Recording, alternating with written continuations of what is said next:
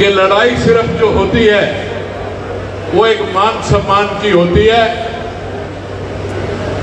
और आप अपने मान सम्मान के लिए किसी चीज के साथ किसी तरह का कोई समझौता नहीं होना चाहिए।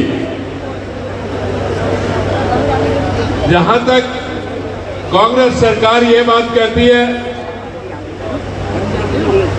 कि भारतीय जनता पार्टी ने हरियाणा प्रदेश के अंदर किसानों को कुछ नहीं दिया, मैं एक दावे से कहता हूं कि माननीय मुख्यमंत्री श्री मनोहर लाल जी ने मेरे को हेफेड का डिपार्टमेंट दिया था, और दिया हुआ है जिमीदार की फसल जिस भाव में बिकती थी, आज से 3 साल पहले सिर्फ बासमती की फसल 3500 रुपए से नीचे आनी शुरू हो गई थी। तो मैंने माननीय मुख्यमंत्री जी से एक बात पूछी थी कि जिमीदार की फसल बहुत नीचे रेट में जा रही है, मेरे को क्या करना है।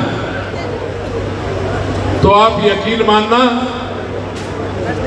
उनकी मेरे को एक शब्द ही कहा था कि आज तू मेरे से पूछने के लिए आ गया है, तेरे को जो अच्छा लगे वो काम कर।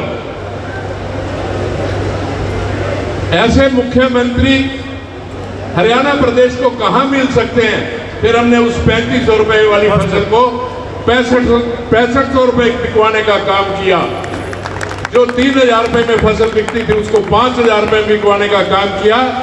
2 साल के अंदर अंदर जिमीदार का पूरे हरियाणा प्रदेश का 20,000 रुपए 20,000 रुपए का ठेका बढ़ा, वो जिमीदार को ही मिला। जहां तक सवाल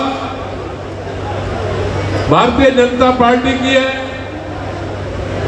आप 2 चीज देख रहे हो कि हमारे सबकी लड़ाई पहले दिन से किस चीज की थी।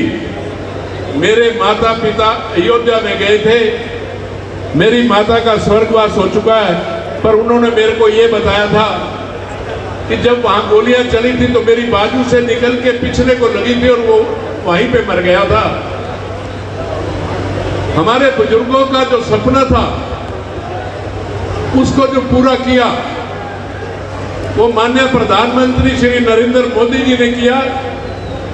जो हिंदुओं का सबसे ज्यादा सपना था, जहां धारा 370 को खत्म करने की बात थी, वहां खत्म की। आज इलेक्शन वहां पे है, आज कांग्रेस की नीतियों को आप देख लो, उन्होंने फिर समझौता उन्हीं मुसलमानों के साथ किया है। यदि हमारे अंदर एक आत्मा है और एक इज्जत वाली बात है, तो मैं पूरे कैथल को नहीं, पूरे हरियाणा प्रदेश को ये बात कहूंगा कि 5 तारीख को कमल के फूल पे निशान लगाकर आप तीसरी बार हरियाणा प्रदेश की सरकार बनाओ, क्योंकि केंद्र में भी आपकी सरकार होगी और राज्य में भी आपकी सरकार होगी। 3 दुगनी 4 गुनी मेल जो है वो तरक्की होगी, आप सभी देख रहे हो। इसी के साथ मैं दोबारा एक हमारे छोटे से बुलावे पे जो पूरा कैथल शहर यहां पे आज आया है, मैं सभी को प्रणाम करता हूं और मैं दिल से सभी का आभारी हूं। आपके बीच में आकर के वोट की अपील करूं। और आज हरियाणा प्रदेश में चुनाव है, 5 अक्टूबर को वोट डालने जाएंगे। सभी पार्टी के नेतागण आपके बीच में आते हैं, अपनी पार्टी का मैनिफेस्टो रखते हैं और वोट की अपील करते हैं। साथियों, फैसला आपने करना है, आपने देखना है। साथियों, आज से 10 साल पहले केंद्र में भी कांग्रेस की सरकार थी, हरियाणा प्रदेश में भी कांग्रेस की सरकार थी। आप सभी यहाँ पंजाबी समुदाय से बुद्धिजीवी लोग बैठे हैं। आप जानते हैं कि 10 साल पहले हिंदुस्तान का क्या माहौल था, हरियाणा प्रदेश का क्या माहौल था, अराजकता का माहौल था। फोन पर फिरौतियाँ मांगी जाती थी। साथियों, हर रोज अखबारों में बड़े बड़े घपले घोटाले आते थे। साथियों, इससे आगे बढ़ कर के कांग्रेस राज में लोगों के ज़मीनों पर, मकानों पर, प्लाटों पर अवैध कब्जे किए जाते थे। एक ट्राली ले आए, कोई खाली प्लाट देखे और वहाँ झाड़ दी, और साथ ही इस प्रकार का अराजकता का माहौल था। परंतु ये हिंदुस्तान की सौभाग्य है हिंदुस्तान का कि यहाँ प्रजातंत्र जीवित है।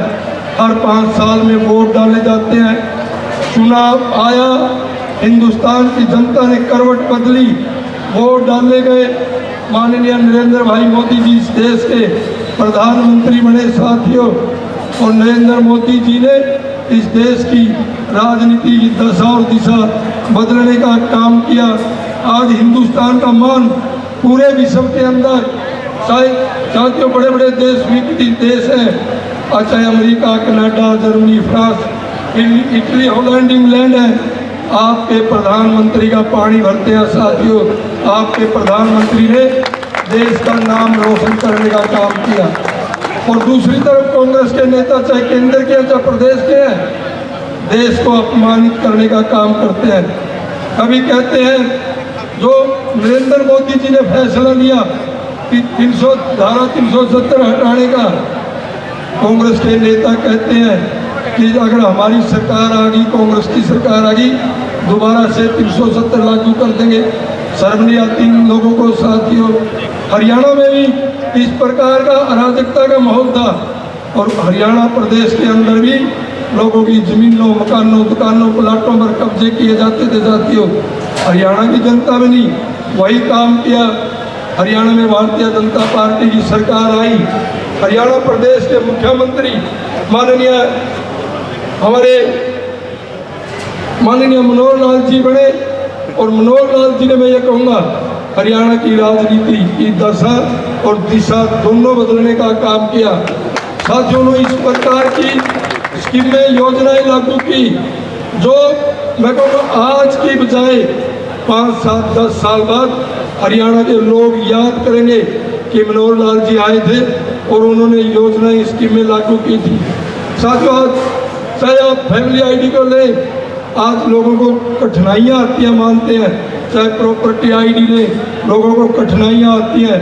परंतु साथियों, दूसरी साइड में जब हमारे देश के अंदर, जिसको हम बुढ़ापा पेंशन कहते हैं, लागू है, जो हरियाणा का भाई बहन 60 साल का हो जाता है, ऑनलाइन अप्लाई करें, 3 महीने के अंदर उसकी बुढ़ापा पेंशन, उसकी सम्मान निधि उसके घर पहुंच जाती है साथियों। सरकार कोई भी मुआवजा देती है, दिल्ली से, चंडीगढ़ से क्लिप दबाई जाती है, किसानों के या आम लोगों के खाते में सरकारी खजाने का धन आकर के जमा हो जाता है साथियों। मेरा कहने का तात्पर्य है, पारदर्शिता के साथ मनोहर लाल जी ने काम किया। हरियाणा प्रदेश में 1,50,000 लोगों को नौकरी देने का काम किया साथियों। एक आदमी भी, एक व्यक्ति भी ये नहीं कह सकता कि मैंने किसी एमएलए, मंत्री, मुख्यमंत्री के पास जाना पड़ा, मैंने अप्रोच लगवानी पड़ी। घर बैठे अपॉइंटमेंट लेटर आते हैं, और गरीब से गरीब घरों के बच्चे HCS लगते हैं, तहसीलदार लगते हैं, इंस्पेक्टर लगते हैं साथियों। ये देन मनोहर लाल जी की है साथियों। मनोहर लाल जी ने हरियाणा की राजनीति की दशा इस प्रकार बदली कि आम लोगों ने राहत महसूस की। आज हरियाणा प्रदेश के अंदर मनोहर लाल जी की जगह अपने नायब सैनी जी को मुख्यमंत्री की कुर्सी पर बिठाया गया, और मुख्यमंत्री ने भी अपनी सादगी और सरलता का परिचय देते हुए, सर कोई भी बहन भाई का चलगा, किसी भी वर्ग का है, रात को मुख्यमंत्री को CM हाउस में 11 बजे, 12 बजे, 1 बजे तक मिल सकता है। मुख्यमंत्री महोदय ने दोनों हाथों से हरियाणा प्रदेश के 90 हलकों में खजाना का मुंह खोलने का काम किया। चाहे वो हरियाणा प्रदेश की सड़कें हैं, चाहे साथियों नेशनल लेवल की सड़कें हैं, इस प्रकार की योजनाएं, इस प्रकार की स्कीमें लागू करने का काम किया। और दूसरी तरफ आपके बीच में सुरजेवाला जी आते हैं, शहर के अंदर बड़े बड़े होर्डिंग लगा दिए, बंदे में है दम। साथियों, भूपेंद्र हुड्डा जी मुख्यमंत्री थे, उन्होंने कैंसर के लिए बड़ी बड़ी मशीनें, चाहे अल्ट्रासाउंड की मशीनें थी, CT स्कैन की मशीनें थी, कैंसर में भेजी थी। और हमारे दमदार मंत्री से गीता बुक्कल वो सारी मशीनें उठा करके साथियों जज्जर ले गई और हमारा दमदार मंत्री मुंह ताकते रह गया। शिवानी बैठेगा ना, ये खुद सड़कों पर आपको नमस्ते करता फिरेगा। और आपने बढ़िया करा, आपने इसको आईना दिखाने का काम कर दिया, इसकी रेल बढ़ा दिया आपने। सारी रात सारा दिन पागलों की तरह बौड़ा होया फिरा, कदे स्कूटरी पर चढ़ता, कदे साइकिल। और मेरे को लगता है कैलाश भगत जी कुछ ने दिन में 5 तारीख के बाद पूरा साइकिल पर फिरागा चढ़ा जी। तो इसको सबक सिखाने का काम है, ये मौका है साथियों, सूखने का समय नहीं है। ऊपर नरेंद्र मोदी जी बैठे हैं, नीचे नायब सैनी जैसे मनोहर लाल जैसे नेता बड़े बैठे हैं, फिर किस बात का डर है भाई। वोट हमारा जैसे नारे लगाते हैं राज तुम्हारा, भाई सुरजेवाला जी नहीं चलेगा, बड़ा शमशेर सुरजेवाला जी, रणदीप सुरजेवाला जी, एक और रियाय करता रहा आदित्य सुरजेवाला जी, फिर कोई द्वितीय सुरजेवाला आ जाएगा, फिर तृतीय सुरजेवाला आ जाएगा। आप तो इन्हें भी चिलम्बर दे रहे जाए साथियों, कोई चतुर्थी सुरजेवाला, कोई पंचम सुरजेवाला। गाँव में बच्चे कहेंगे ना, शहर के लोगों के उन बच्चों के बारे में नहीं कह सकता। गांव के बच्चे क्लास जी कोई छोटा पेड़ा खड़ा नहीं पौधा, उसको पाड़ कर निकल मैंने इसकी जड़ राम ने दिखा दी और वो पौधा सूख जाता है। भाई कैथल वाले सारे पंजाबी बैठे हैं, सम्मानित समाज है हमारा, बुद्धिजीवी पढ़े लिखे लोग हो, कमा के खाना जानते हो, सारी दुनिया में आपने अपनी ताकत का लोहा मनवाने का काम किया है। और हम करते सुरजेवाला से आप इसकी 5 तारीख ने जड़ पाड़ कर राम ने दिखा दो,